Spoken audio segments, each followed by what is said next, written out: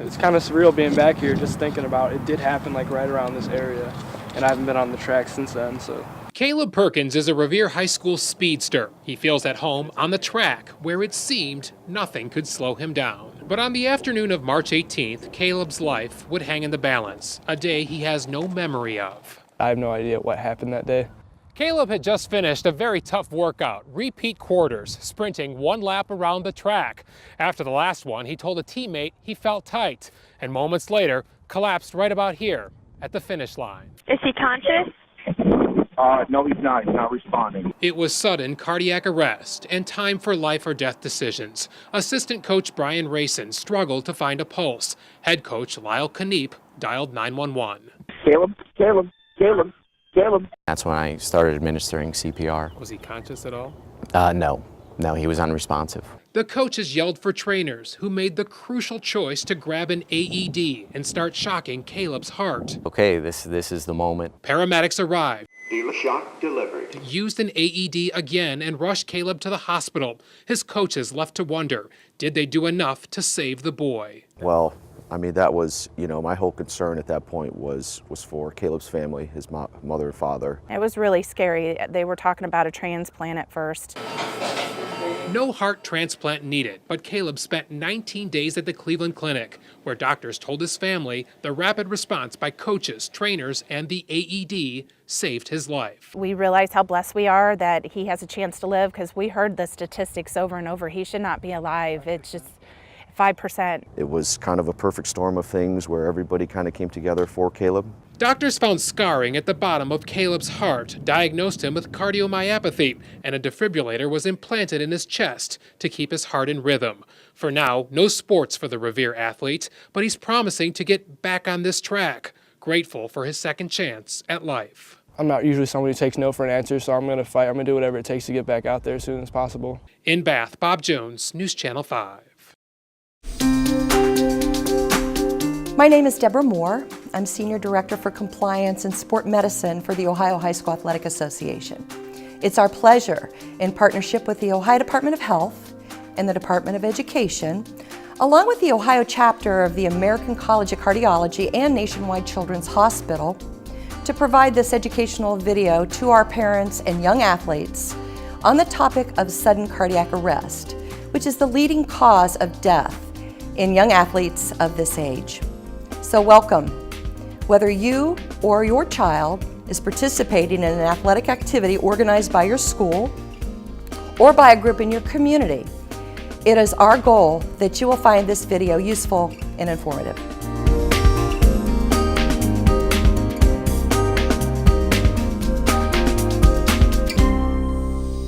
Hello, my name is Dr. Naomi Cortez, and I am the Associate Medical Director of Pediatric Cardiology and Electrophysiology at Nationwide Children's Hospital.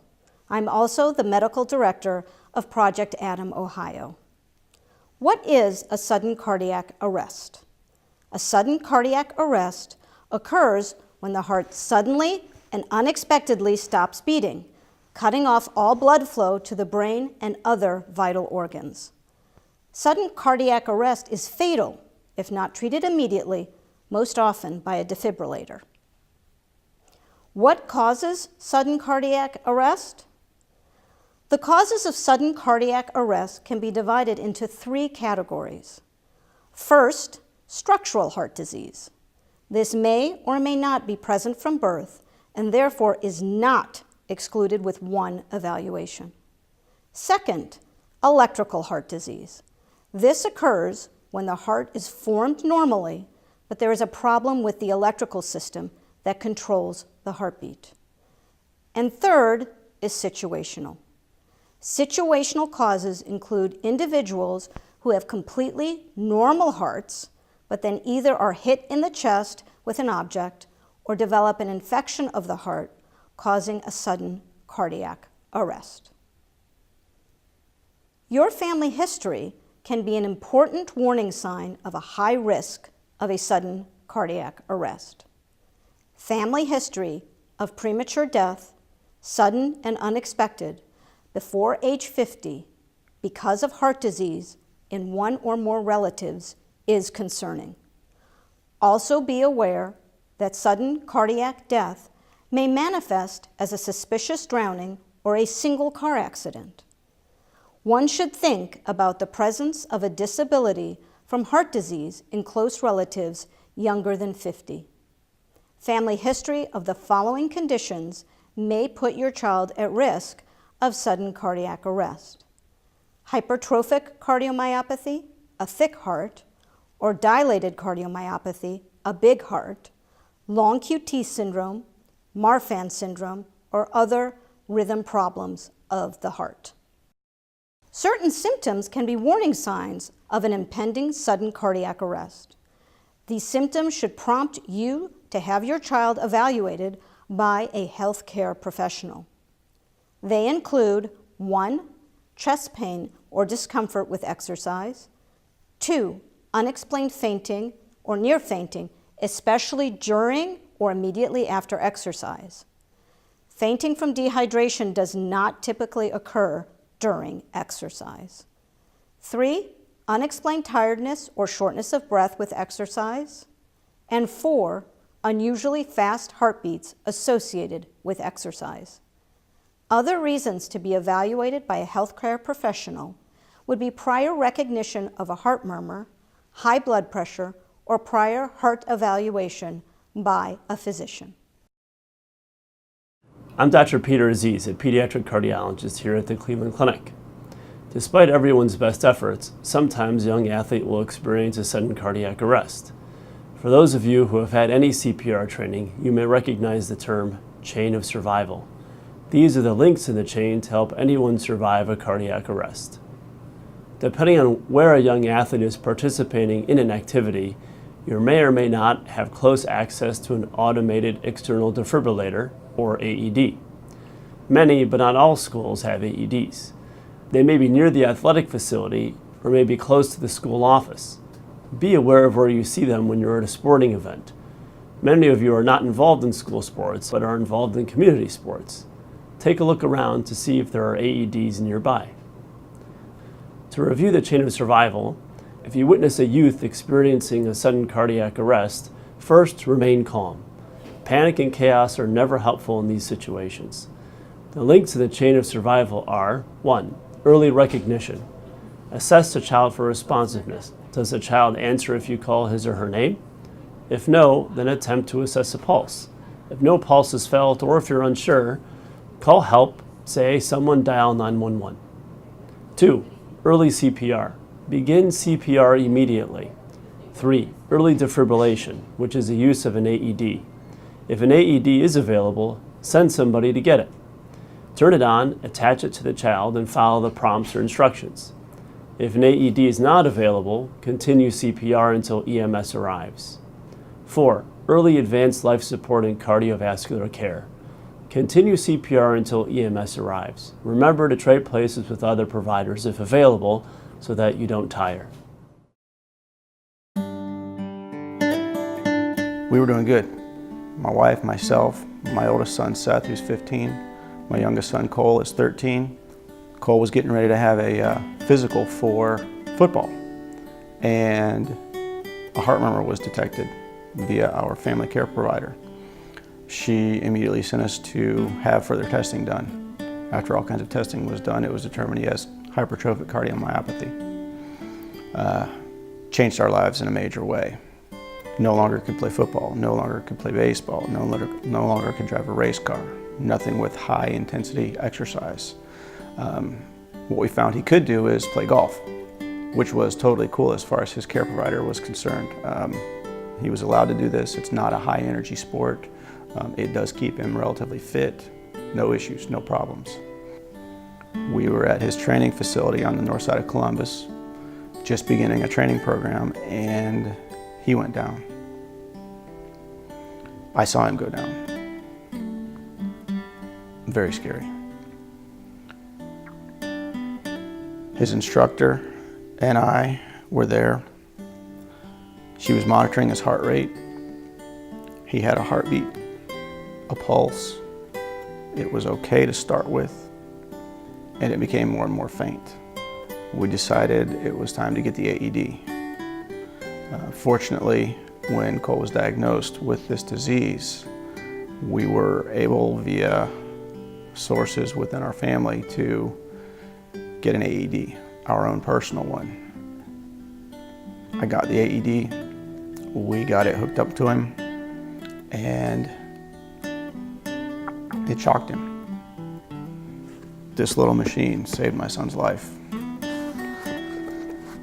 If it wasn't for that, he wouldn't be here today. He was rushed to Children's Hospital. The next day he had surgery to have an ICD implanted. So now he has his own onboard ICD, to where hopefully this won't ever happen again, but if it does, he's taken care of. Please encourage your schools, your coaches, your athletic facilities, all of those type of folks to ensure that they've got AEDs present, that they have personnel that are trained and knowledgeable, that they've taken and done drills, that they know what they will do if a bad situation ever arises. Because a 90% fatality rate with cardiac arrest is simply unacceptable. My name is Ann Conley, and I'm a licensed school nurse working at the Ohio Department of Health. Lindsay's Law was named for Lindsay Davis, who was crowned Miss Ohio U.S. International in 2011. She had been a classically trained ballerina until a diagnosis of the heart condition hypertrophic cardiomyopathy ended her dream at the age of 17. Moving on, Lindsay developed a platform to support and bring awareness to cardiac-related charities and causes. What is Lindsay's Law? Lindsay's Law went into effect in 2017 to address sudden cardiac arrest in youth athletic activities. Youth covered under Lindsay's Law are all youth athletes 19 years of age or younger that wish to practice for or compete in athletic activities organized by a school or youth sports organization. Lindsay's Law is effective in all public and non-public schools in Ohio, as well as athletic activities including interscholastic athletics, any athletic contest or competition sponsored by or associated with a school. This includes cheerleading, club sports, and school-affiliated organizations, including non-competitive cheerleading. It includes all practices, inter-school practices, and scrimmages.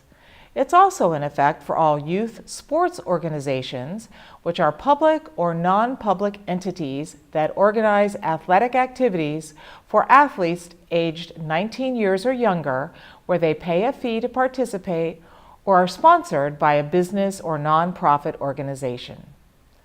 Lindsay's Law requires all youth athletes and their parents or guardians to review information about sudden cardiac arrest that is provided by the Ohio Departments of Health and Education. This video and accompanying handouts are the required information. After reviewing the information, both the youth athlete and the parent guardian will need to sign a form that says you have received this information. You will need to do this each year for each athletic activity in which the young athlete participates.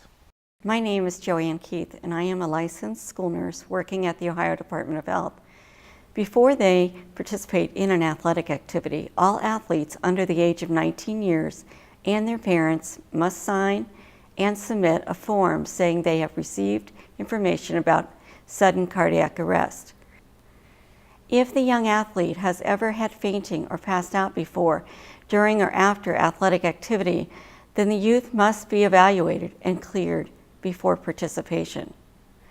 The same is true if the youth's biological parent, sibling, or child has had a sudden cardiac arrest. Until those steps are taken, a young athlete cannot participate in practices, inter-school practices, scrimmages, or competition in their athletic activity. During an athletic activity, if the athlete faints or passes out, the coach must remove him or her from participation. The youth may not return until cleared by a healthcare provider in writing. Lindsay's Law lists the healthcare professionals who may evaluate and clear youth athletes either before participation or if they have been removed from play. If a young athlete needs to be evaluated, they can visit a physician, a certified nurse practitioner, a clinical nurse specialist, a certified nurse midwife, physician's assistant, or licensed athletic trainer. That person may refer the youth and family to another healthcare provider, such as a cardiologist, for further evaluation. Clearance must be provided in writing to the coach and sports official before the athlete can return to participation. There are a few forms we need to review with you. After watching this video, both parents and youth athletes must sign a form stating that they have received and reviewed the information about sudden cardiac arrest. You will need to do this each year for each athletic activity in which the youth participates. Parents and student athletes participating in interscholastic sports programs offered in Ohio's secondary schools that require a pre-participation evaluation, we remind you to sign the sudden cardiac arrest information form, which is included there. As we conclude this presentation, we wish all youth athletes safe, successful, and enjoyable participation in their athletic activities.